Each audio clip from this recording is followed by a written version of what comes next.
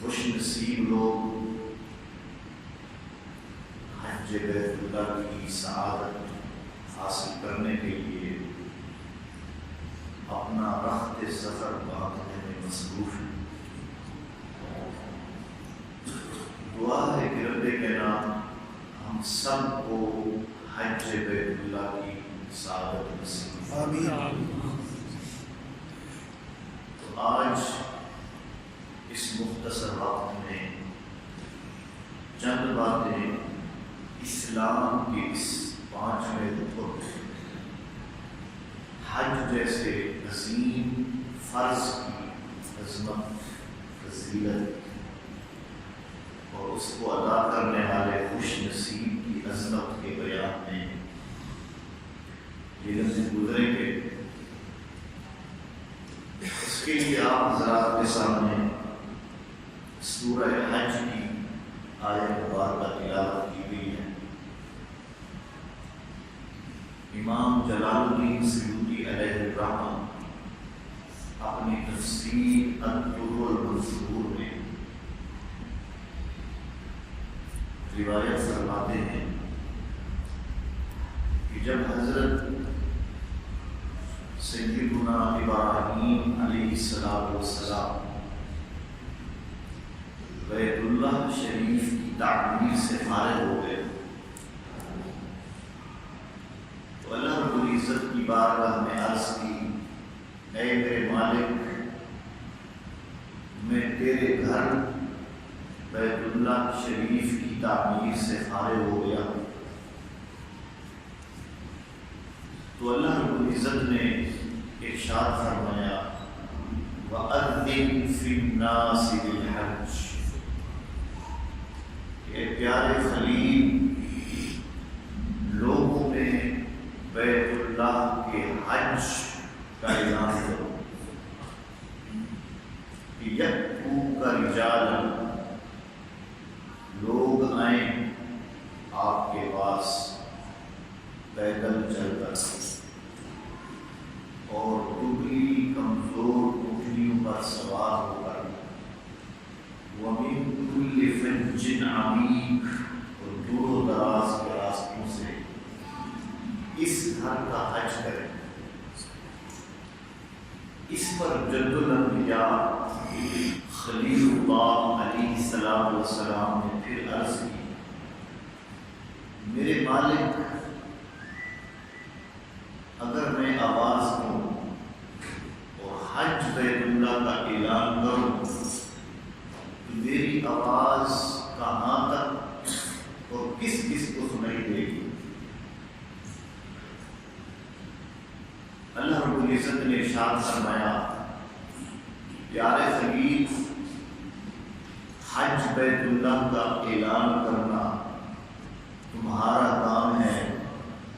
اور قیامت تک آنے والی تمام نسل آدم کے کاموں میں آواز پہنچانا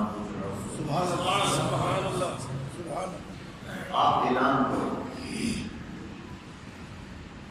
حضرت سیدنا ابراہیم علیہ السلام نے اعلان کیا۔ امام جلال الدین سیوطی علیہ الرحمہ فرماتے ہیں کہ پیغمبر کی مطاف سے اٹھنے والی آواز کائنات کے کونے کونے میں اور قرۂ عملی کے ہر خطے میں بسنے والے انسانوں کے کام میں اور عالم ارواح میں موجود قیامت تک آنے والے تمام انسانوں کے کانوں میں پہنچی۔ سبحان اللہ۔ اور اس اعلان اور آواز پر جس نے ایک بار لبیک کہا، اس نے دنیا میں آ کر ایک بار بیت اللہ کا حج کیا۔ جس نے 2 بار لبیک کہا عالم ارواح، اور جہاں دنیا میں موجود لوگ تھے اس نے زندگی میں 2 بار حج کیا۔ الغرض جس نے جتنے بار اس آواز پر اعلان پر لبیک کہا کسی نے 7 بار کہا، کسی نے 12 بار کہا، تو اللہ رب العزت نے اس کائنات میں اس کو اتنے مرتبہ حج بیت اللہ کی سعادت نصیب ہے۔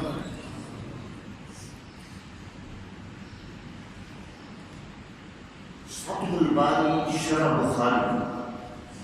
اس میں اس آیت کا شان نزول کچھ مختلف الفاظ سے درج ہے کہ جب جد الانبیاء تعمیر کعبہ سے فارغ ہوئے تو عرض کی میرے مالک میں نے تیرے گھر کی تعمیر کر دی۔ اللہ رب العزت نے فرمایا پیارے خلیل اب مقام ابراہیم پر کھڑے ہو۔ فتح الباری میں یہ الفاظ مقام ابراہیم پر، جو آج مطاف میں مقام ابراہیم نصب ہے، اس پر کھڑے ہو جاؤ اور اعلان کرو کہ لوگوں اللہ کا گھر تعمیر ہو چکا ہے اور تم اس کے حج کے لیے دوڑے آؤ۔ جب آپ نے اعلان فرمایا تو ہر بچے اور جوان اور مرد اور عورت اور ہر دور اور قریب کے بسنے والے اور قیامت تک آنے والے جن کے نصیب میں حج کی سعادت لکھی تھی، جنہوں نے جتنے بار لبیک کہا، انہوں نے اس زندگی کو پا کر حج بیت اللہ کی سعادت ہوئی ہوئی حج کی۔ حج کرنے والے خوش نصیب کے لیے بہت ہی اللہ رب العزت کی طرف سے انعام ہے، سعادتیں ہیں، فضل کی بارش برستی ہے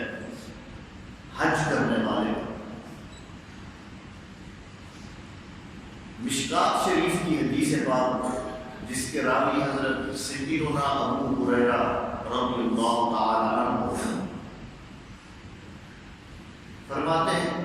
قال سیدنا رسول اللہ صلی اللہ تعالی علیہ وسلم من حج للہ ولم يرفث ولم يفسق رجع كيوم ولدته۔ حضرت سیدنا ابو ہریرہ رضی اللہ تعالی عنہ ارشاد فرماتے ہیں کہ میرے کریم آقا علیہ الصلوۃ والسلام نے فرمایا جس نے اللہ کی رضا کے لیے حج کیا، یہ بہت بڑا جامع جملہ ہے، جس نے اللہ کی خوشنودی کے لیے حج کیا، ولم یرفث اور اس نے کوئی گناہ نہ کیا، ولم یفسق اور اللہ کے حکم کی نافرمانی نہ کی، اللہ کی رضا کے لیے حج کرنے والا انسان جو فسق اور فجور اور نافرمانی سے بچتے ہوئے اس اسلام کے 5ویں رکن کو ادا کرتا ہے، آقا علیہ الصلوۃ والسلام نے ارشاد فرمایا جب وہ حج کر کے واپس پلٹتا ہے، رجع جب وہ واپس لوٹتا ہے کہ یوم ولدته، وہ گناہوں سے ایسے صاف ہو کر آتا ہے جیسے آج ماں کے پیٹ سے پیدا ہو۔ پیدا ہونے والا بچہ ہر لغزش، گناہ اور فسق و فجور سے پاک ہوتا ہے، خالصتاً اللہ کی رضا کے لیے حج کرنے والا وہ بھی گناہوں سے پاک ہونا ہے۔ حج کے سفر میں نمود و نمائش کا خیال نہ ہو، دکھلاوے اور ریاکاری کا خیال نہ ہو، تجارت اور کاروبار کا خیال ذہن میں نہ ہو، سیر و سیاحت کا خیال بھی انسان کے ذہن میں نہ ہو کہ کچھ سیر و سیاحت ہو جائے، اپنے آپ کو حاجی کہلوانے کا بھی خیال ذہن میں نہ ہو، اور اپنے آپ کو عزت دار بنانے کے لیے بھی حج کے اوپر جاتے ہوئے اپنے آپ کو عزت دار بنانے کا خیال بھی نہ ہو،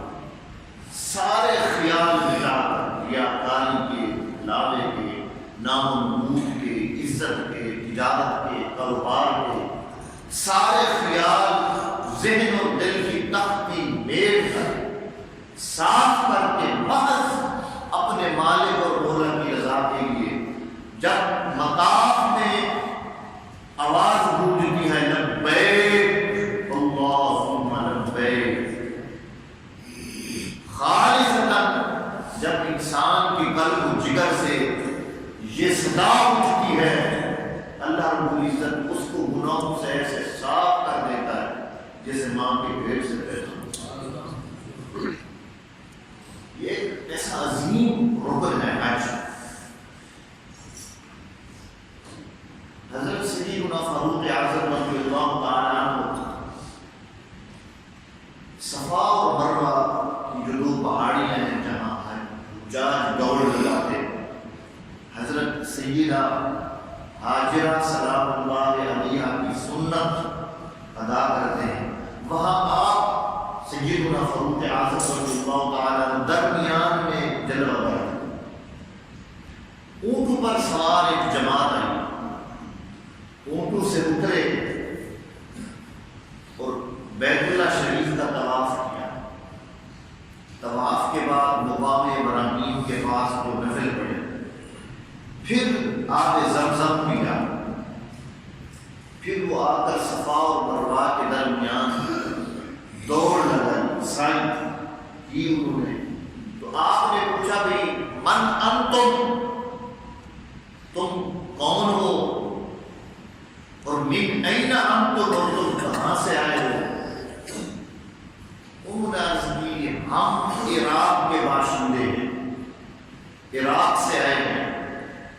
آپ نے فرمایا تمہارا یہاں پر مکہ کی سرزمین پر کیسے آنا ہوا؟ انہوں نے کہا ہم حج بیت اللہ کی سعادت مصیبت حاصل کرنے آئے۔ تو آپ نے فرمایا تم واقعی حج بیت اللہ کی سعادت حاصل کرنے آئے ہو؟ انہوں نے کہا جی ہاں۔ آپ نے فرمایا تمہارا کوئی تجارت یا کسی سے قرض وصولی کی نیت تو نہیں ہے؟ انہوں نے کہا نہ ہم نے کسی سے قرض لینا ہے، نہ کسی بازار میں تجارت کرنی ہے، نہ کوئی چیز خرید و فروخت کرنی ہے، ہم محض اللہ کی رضا کے لیے اس زمین پر اٹھے۔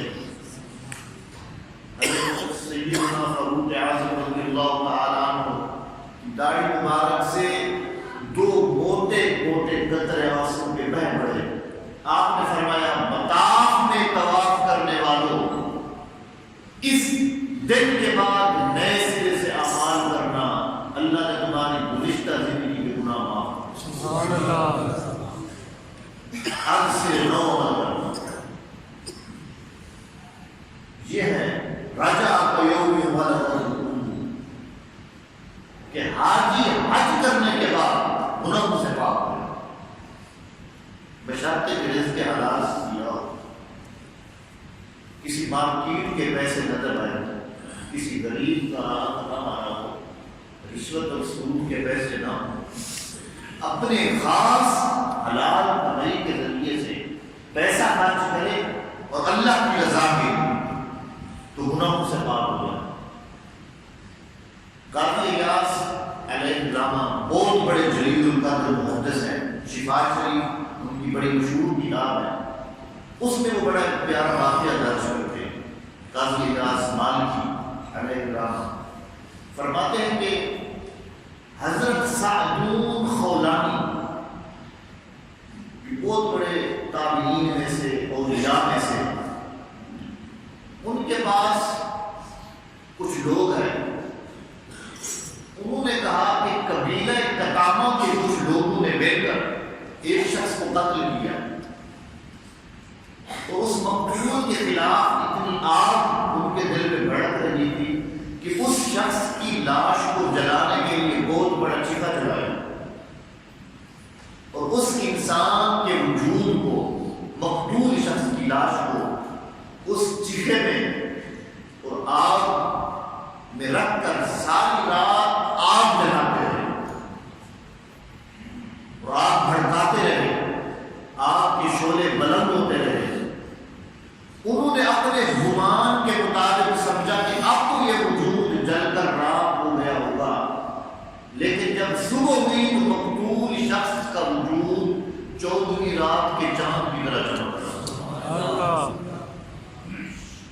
جسم بڑا سفید تھا، آگ نے اس کا جسم تو درکنار، اس کے جسم سے خون آلود کپڑے کو بھی نہیں جلایا۔ تو حضرت سعد نور خولانی فرماتے ہیں ان لوگوں کو کہ یہ شخص جس کو قتل کیا گیا اور ساری رات آگ کے شعلوں میں رکھا گیا، اس کو آگ نے نہیں جلایا، مجھے لگتا ہے اس نے 3 حج کیے ہوئے۔ حضرت سعد نور خولانی، مجھے لگتا ہے اس نے 3 حج کیے ہوئے۔ تو آنے والوں میں سے ایک شخص نے کہا جی ہاں، مجھے اس بات کا یقین ہے کہ اس شخص نے 3 حج کیے ہیں۔ تو اس پر حضرت سعد نور خولانی فرماتے ہیں مجھے آقا علیہ الصلوۃ والسلام کی حدیث پہنچی ہے، آقا نے فرمایا کہ جس شخص نے 1 حج کیا اس نے اپنا فرض ادا کیا۔ زندگی میں ایک بار حج فرض ہے، صاحب نصاب پر، صاحب استطاعت پر، استطاع الیہ سبیلا، جس نے 1 بار حج کیا آقا نے فرمایا اس نے اپنا فرض ادا کیا، اور جس نے دوسرا حج کیا اس نے اللہ کو قرض دیا، یعنی اس نے ثواب کمایا، اور جس نے تیسرا حج کیا آقا علیہ الصلوۃ والسلام نے فرمایا تیسرا حج کرنے والے پر اللہ رب العزت دنیا کی آگ بھی حرام فرما دیتا ہے، دوزخ کی آگ بھی حرام۔ سبحان اللہ۔ اس کے جسم و کھال اور بال آگ پر حرام ہو جاتے ہیں، آگ اسے جلا نہیں سکتی۔ یہ شان ہے خالصتاً اللہ کی رضا کے لیے حج کرنے والے شخص انسان۔ حضرت شماسہ رضی اللہ تعالیٰ عنہ فرماتے ہیں، ترغیب کی حدیث ہے کہ جب حضرت عمرو بن عاص رضی اللہ تعالیٰ عنہ کا وقت اخیر آیا، آپ آخری وقت میں تھے، تو ہم ان کی تیمار داری کے لیے چلے گئے۔ جب ہم آپ کے پاس پہنچے، حضرت عمرو بن عاص کے پاس رضی اللہ تعالیٰ جلیل القدر صحابی ہیں آپ کے، تو حضرت شماسہ فرماتے ہیں ہم نے دیکھا بڑی دیر تک عمرو بن عاص روتے رہے، اور پھر جب خاموش ہوئے تو انہوں نے اپنے اسلام لانے کا واقعہ بیان کیا، اسلام لانے کا واقعہ بیان کیا۔ فرماتے جب اللہ رب العزت نے میرے دل میں اسلام کی اور پیغمبر اسلام کی محبت ڈالی، جب مجھے توفیق بخشی کہ میں کلمہ پڑھوں، حلقہ میں اسلام ہو جاؤں، تو میں آقا علیہ الصلوۃ والسلام کی خدمت میں حاضر ہوں، اور میں نے آقا علیہ الصلوۃ والسلام سے عرض کی کہ آپ اپنا دست مبارک، ہاتھ مبارک بڑھائیں، اور میں آپ کے ہاتھ پر بیعت کرنا چاہتا ہوں، مشرف میں اسلام ہونا چاہتا ہوں۔ تو فرماتے آقا علیہ الصلوۃ والسلام نے ہاتھ بڑھایا، میں نے اپنا ہاتھ پیچھے کھینچ لیا۔ آقا علیہ الصلوۃ والسلام نے فرمایا عمرو بن عاص کیا بات ہو گئی؟ میں نے ہاتھ، پہلے تو نے ہاتھ بڑھایا، اس کے جواب میں نے ہاتھ بڑھایا، تو نے اپنا ہاتھ کھینچ لیا۔ تو حضرت عمرو بن عاص فرماتے ہیں میں نے عرض کی اس وقت یا رسول اللہ صلی اللہ علیہ وسلم، میں اسلام کا دامن ایک شرط پہ پکڑنا چاہتا ہوں، میری ایک شرط ہے۔ آپ نے فرمایا بتاؤ تمہاری کیا شرط ہے؟ اس نے عرض کی حضور میری شرط یہ ہے کہ میں اسلام اس شرط پہ قبول کرتا ہوں کہ بشرطے کہ میری گزشتہ زندگی کے سارے گناہ معاف ہو جائیں، سارے گناہ معاف ہو جائیں، اس شرط پر اسلام قبول کرتا ہوں۔ تو آقا علیہ الصلوۃ والسلام نے فرمایا اے عمرو بن عاص، کیا تجھے معلوم نہیں کہ 3 چیزیں ایسی ہیں، 3 چیزیں ایسی ہیں کہ انسان کی گزشتہ ساری زندگی کے سارے گناہوں کو معاف کر دیں؟ 3 چیزیں ایسی، وہ کون سی؟ فرمایا ان الاسلام یہدی ما کان قبل، پہلی چیز وہ اسلام لانا ہے۔ جب انسان اسلام لے آتا ہے، جب وہ کہتا ہے لا الہ محمد رسول اللہ، اقرار باللسان اور تصدیق بالقلب، جب اس کے زبان سے اقرار اور اعتراف ہوتا ہے، دل کی ادا گہرائی سے اس کی تصدیق ہوتی ہے، بس اسی میں اس کی ساری زندگی کی گناہ معاف۔ اسلام ایسی وہ کتنا خوش نصیب ہے جو پیدا ہی مسلمان کے گھر میں، پیدا ہی مسلمان کے، پیدا ہی اسلام کی حالت میں ہے، چند لمحے گزر جو اس کی کان میں آواز دی جاتی ہے اللہ اکبر اللہ۔ دوسری چیز فرمایا وَأَنَّ الْهِجْرَةَ يَهْدِمُ مَا كَانَ قَبْلَهُ، دوسری چیز ہجرت، جیسے صحابہ کرام نے ہجرت کی، حبشہ کی طرف کی، مدینہ طیبہ کی طرف کی، تو ہجرت ایک ایسا عمل ہے کہ ہجرت سے پہلے بتقاضۂ بشریت جتنے گناہ ہو جاتے ہیں، ہجرت ایک ایسا عمل ہے کہ قدم قدم پر اس کے گناہ معاف ہوتے ہیں۔ ہجرت گناہوں کو مٹا دیتی ہے، گزشتہ ساری زندگی کے گناہ۔ اور تیسری چیز فرمایا وَأَنَّ الْحَجَّ يَهْدِمُ مَا كَانَ قَبْلَهُ، بے شک حج ایک ایسی چیز ہے جو اللہ کی رضا کی خاطر کرتا ہے، حج بھی انسان کے ساتھ کا سارے گناہوں کو معاف کرتا ہے، مٹا دیتا ہے۔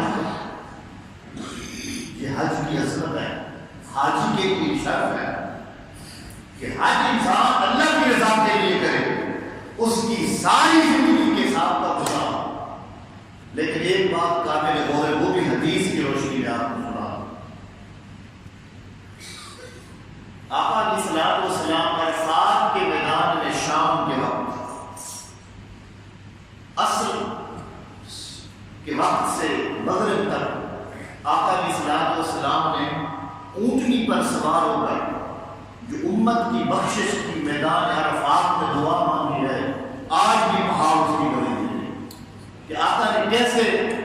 گریہ و زاری کے ساتھ رو رو کر آقا علیہ الصلوۃ والسلام نے امت کی بخشش کی دعا مانگی ہے۔ مزدلفہ کی صبح ہو گئی، جب آقا علیہ الصلوۃ والسلام دعا مانگ رہے تھے، مزدلفہ کی صبح ہو گئی، پھر آپ دعا مانگ رہے تھے، اچانک جو آنکھیں جھم جھم برس رہی تھی، اچانک اس مرجھائے ہوئے چہرے پر تبسم نظر آئی۔ آقا علیہ الصلوۃ والسلام کا روح و دعا مسکرانے لگا اور آپ کے حسین دانت ظاہر ہونے لگے۔ صحابہ کرام نے عرض کیا رسول اللہ صلی اللہ علیہ وسلم، اتنی زاری کے وقت مسکرانا اور اتنا گریہ اور بکا کے وقت یہ تبسم بدل جانا، اس کی کیا وجہ ہے؟ تو آقا علیہ الصلوۃ والسلام نے فرمایا کہ میں میدان عرفات میں اللہ رب العزت کی بارگاہ میں گریہ و زاری اور آہ و بکا کے ساتھ دعا کر رہا تھا کہ یا اللہ جتنے لوگ میدان عرفات میں جمع ہیں، چاہے جیسے بھی ہیں، ان کی بخشش کرنا، بخشش کرنا۔ تو اللہ رب العزت نے مجھے فرمایا میرے حبیب، اس مخلوق نے میری جتنا نافرمانی کی ہے میں سب معاف کرتا ہوں، لیکن حقوق العباد کی معافی نہیں ہے۔ حقوق العباد کی، حق العباد وہ تمہارے گلے کے ساتھ ہے، اس کی معافی نہیں ہے۔ آقا علیہ الصلوۃ والسلام نے فرمایا جب میرے رب نے مجھے یہ فرما دیا کہ حقوق العباد کی معافی نہیں ہے،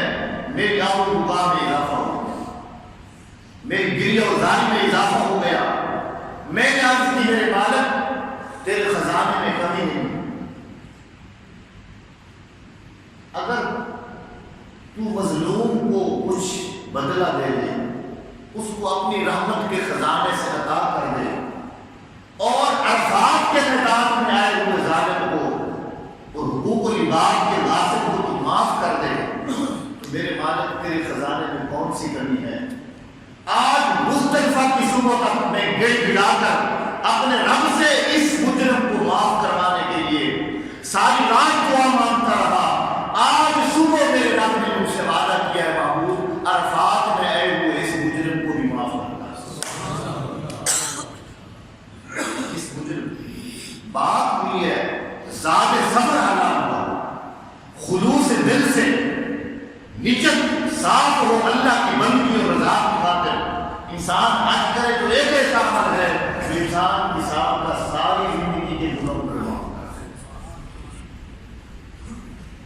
حضرت سیدنا عبداللہ بن عمر رضی اللہ تعالیٰ عنہ فرماتے ہیں کہ مینا میں میں آقا علیہ الصلوۃ والسلام کے پاس بیٹھا۔ مینا وہ میدان ہے جہاں قربانیاں ہوتی ہیں، جہاں حضرت سیدنا ابراہیم علیہ الصلوۃ والسلام نے اپنے بیٹے کی گردن پر چھری چلائی تھی، وہ مینا کا میدان ہے۔ فرماتے میں ساتھ بیٹھا تھا، دو شخص آ گئے، ایک ان میں سے انصاری شخص تھا، یعنی مدینہ کے بعد مدینے رہنے والا تھا، ایک قبیلہ بنو ثقیف کا شخص تھا، ثقفی۔ وہ دونوں آقا علیہ الصلوۃ والسلام کی بارگاہ میں مینا کے میدان میں آپ کے پاس حاضر ہوئے۔ ترغیب و ترغیب کی حدیث پاک کی جو مشہور کتاب ہے اس کے اندر یہ روایت درج ہے۔ دو شخص آ گئے، آقا علیہ الصلوۃ والسلام کے سامنے دو زانوں پر بیٹھے۔ آقا علیہ الصلوۃ والسلام نے فرمایا تمہارا آنا کیسے؟ انہوں نے عرض کہ ہم نے کچھ مسائل دریافت کرنے، کچھ باتیں پوچھنی ہیں آپ سے۔ تو آقا علیہ الصلوۃ والسلام نے فرمایا جو تمہارے جی میں آئے پوچھو، اللہ کا رسول بتانے کے لیے۔ ابھی وہ بولے نہیں تھے، آقا علیہ الصلوۃ والسلام نے مسکراتے ہوئے ارشاد فرمایا اگر تم چاہو میں بتا دوں کہ تم کیا پوچھنا چاہتے ہو، میں بتا دوں کہ تم کیا پوچھنا چاہتے ہو، تمہارا سوال کیا ہے۔ قربان جائیں آقا علیہ الصلوۃ والسلام کی شان پر۔ یہاں پر ایک اور بات میرے ذہن میں آ گئی، بڑی دلچسپ، مجھے بڑی دلچسپ لگ رہی ہے۔ حدیث پاک ہے کہ جب انسان کے اعمال وزن ہو رہے ہوں گے، نیکیاں اس کی کم ہوں گی اور برائیاں اس کی کیا ہو جائیں گی، زیادہ ہو جائیں گی، تو حدیث پاک میں آتا ہے آقا علیہ الصلوۃ والسلام اس امتی کے پاس کھڑے ہوئے، امتی کے پاس کھڑے ہوئے جس کی نیکیاں کم ہیں، گناہ زیادہ ہے، آڈر ہوگا اس کو جہنم میں دھکیل دو۔ آقا علیہ الصلوۃ والسلام فرمائیں گے اس کے اعمال کو دوبارہ وزن کرو، جب دوبارہ وزن کیا جائے گا تو اسی طرح نیکیاں کم برائیاں زیادہ۔ آقا علیہ الصلوۃ والسلام ایک پرچی اس کی نیکیوں والے پلڑے میں رکھیں گے، وہ جھک جائے گا، گناہوں والا ہلکا ہو جائے گا، اور اسی وقت آڈر ہوگا اس کو جنت مل گئی۔ اس وقت پوچھا جائے گا یا رسول اللہ صلی اللہ علیہ وسلم یہ پرچی کیا ہے، یہ بابرکت ٹکڑا کیا ہے؟ تو آقا علیہ الصلوۃ والسلام فرمائیں گے یہ وہ اس کا پڑا ہوا درود ہے جو اس نے دل میں پڑھا تھا، فرشتوں کو بھی خبر نہیں ہوئی تھی، کچھ مصطفیٰ ہوا۔ سبحان اللہ، اللہ اکبر، یا رسول اللہ۔ کرام کاتبین بیٹھے ہوئے ہیں، ہمارے چھوٹے بڑے اعمال سارے لکھتے ہیں، لیکن وہ دل میں پڑا ہوا درود ایسا جو کرام کاتبین کو خبر نہ ہو سکی، مدبرات امر کے فرشتوں کو خبر نہ ہو سکی، کائنات میں کسی حصی بڑی چیز کو خبر نہ ہو سکی، جس آواز کو کوئی کام نہ سن سکا اس کو مصطفیٰ کا۔ سبحان اللہ، اللہ اکبر، یا رسول اللہ، ہمارے نبی کی شان، سبحان اللہ۔ تو آقا نے فرمایا اگر تم چاہو تو میں بتا دوں تم کیا پوچھنا چاہتے ہو۔ تو پتہ چلا کہ امتی کے دل میں انگڑائیاں لینے والا خیال بھی ایسا ہے جس پر مصطفیٰ مطلع ہے۔ بے شک انہوں نے عرض کی، مسکراتے ہوئے خوش ہو گئے، عرض کی حضور آپ بھی بتائیں ہم کیا پوچھنا چاہتے ہیں، سوال کیا ہے، جواب کیا ہے۔ قربان جائے آقا کی شان پر۔ آقا علیہ الصلوۃ والسلام نے ارشاد فرمایا تمہارا پہلا سوال یہ ہے کہ جو شخص گھر سے حج کے ارادے سے نکل پڑے اس پر ثواب کیا ہے۔ پہلا سوال تمہارا یہ ہے کہ حج کے لیے گھر سے نکلنے پر اجر کتنا ہے۔ پھر تمہارا دوسرا سوال یہ ہے کہ طواف کرنے کے بعد مقام ابراہیم کے پاس جو نفل پڑھنے کا ثواب کیا ہے۔ پھر تمہارا تیسرا سوال یہ ہے کہ عرفات میں ٹھہرنے کا، وقوف عرفات کا اجر کیا ہے؟ پھر تمہارا تیسرا سوال یہ ہے کہ شیطان کو کنکریاں مارنے کا اجر کیا ہے؟ پھر تمہارا اس کے بعد سوال یہ ہے کہ طواف زیارت کا کیا اجر ہے؟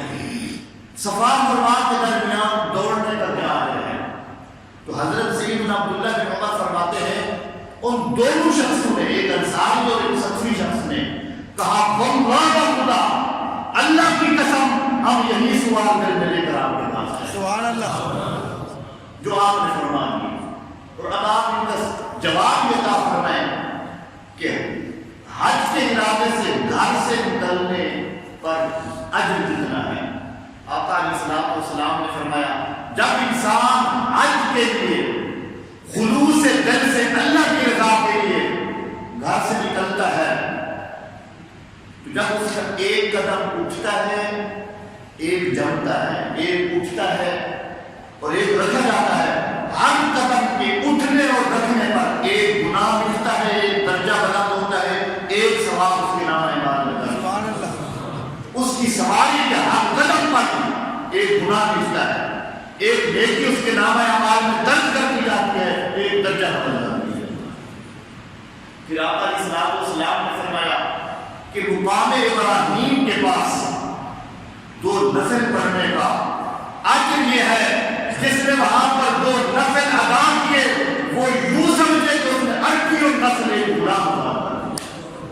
اس وقت کا بہت بڑا صدقہ عربی اور نسل غلام کو آزاد کرانا۔ پھر آقا علیہ السلام نے ارشاد فرمایا کہ صفا اور مروا کے درمیان جو دوڑ لگاتے ہیں، یہ حضرت سیدہ حاجرہ سلام اللہ علیہ کی سنت، جو شخص نبھاتا ہے 7 چکر لگاتا ہے، آقا علیہ السلام نے فرمایا کہ مقام ابراہیم کے پاس 2 نفل ادا کرنے پر ایک عربی النسل غلام آزاد کرنے کا ثواب درج کر دیا جاتا ہے، لیکن جب صفا مروا کے درمیان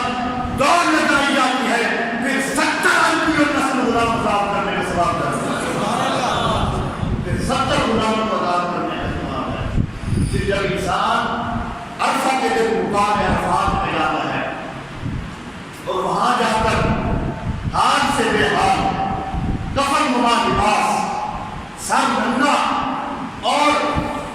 گند آلود چہرے سے جب اس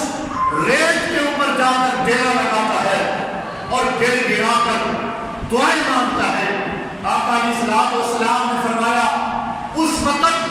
مقام عرفات کے برابر اللہ رب العزت آسمان دنیا پر اترتا ہے اور تمام فرشتوں کے سامنے فخر فرماتا ہے کہ اے وادی عرفات میں بیٹھنے والے میرے حال سے بے حال رکھو، اے کفن نما لباس پہننے والے انسانوں تم اپنے رب کا اعلان سنو، آج تمہارا رب اپنے مربوطوں سے کہنا چاہتا ہے، آج تمہارا خالق اپنی مخلوق سے فرمانا چاہتا ہے، آج تمہارا مالک اپنے مملوک غلاموں سے فرمانا چاہتا ہے کہ اگر تمہارے گناہ ریت کے ذروں کے برابر ہوں، اگر تمہارے گناہ بارش کے قطروں کے برابر ہوں، اور اگر تمہارے گناہ سمندر کی جھاگ کے برابر ہوں، تم اس میدان سے اٹھ کر پہلے قدم نہیں رکھو گے، تمہارا رب تمہیں معاف فرما دے، تمہارا رب معاف فرما دے۔ یہ مقام عرفات میں ٹھہرنے کی عظمت ہے۔